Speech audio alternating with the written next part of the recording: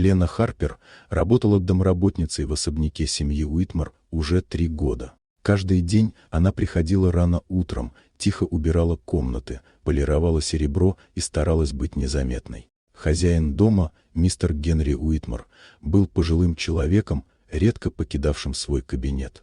Несмотря на холодную строгость дома, он всегда говорил Лене «доброе утро» и оставлял подарки ее детям, книгу для дочери и машинку для сына.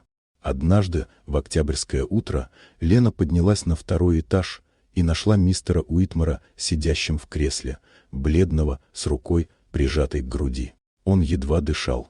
Лена бросилась к нему, но он остановил ее жестом, не давая позвонить в скорую.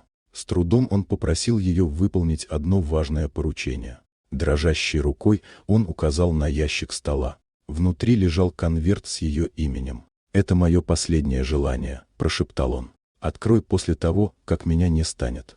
И пообещай, сделаешь все, что там сказано». Лена кивнула, не понимая, о чем речь. Через несколько часов его не стало.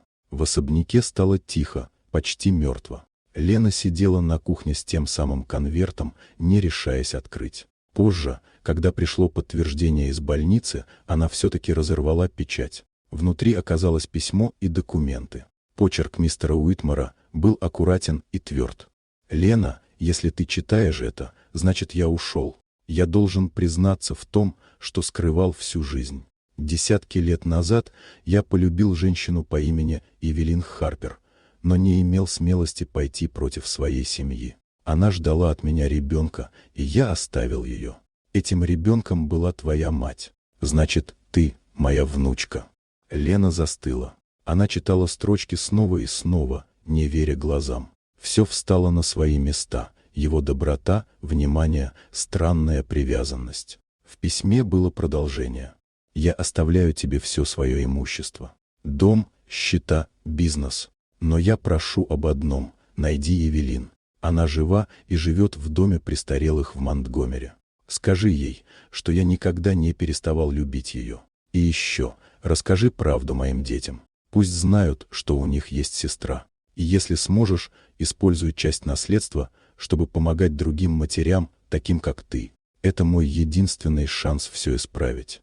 На следующее утро в дом приехали дети мистера Уитмара, Майкл и Кэтрин. Холодные, сдержанные, они думали лишь о наследстве. Когда Лена показала им письмо, их реакция была смесью гнева и недоверия. Майкл кричал, что это подделка, Кэтрин называла ее обманщицей. Но в конверте были не только документы, но и результаты ДНК-теста, подтверждающие слова покойного. Тишина повисла в комнате.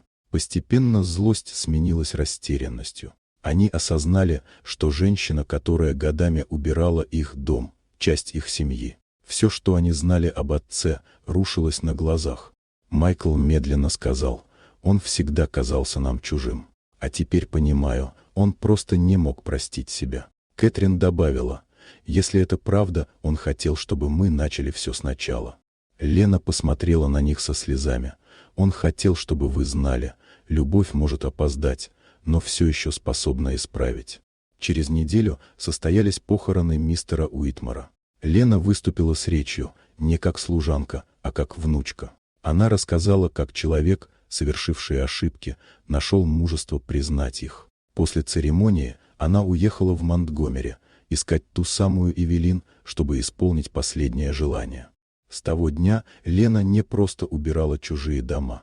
Она стала владелицей фонда, который помогал одиноким матерям, и каждый проект носил имя Эвелин, женщины, чья любовь пережила время.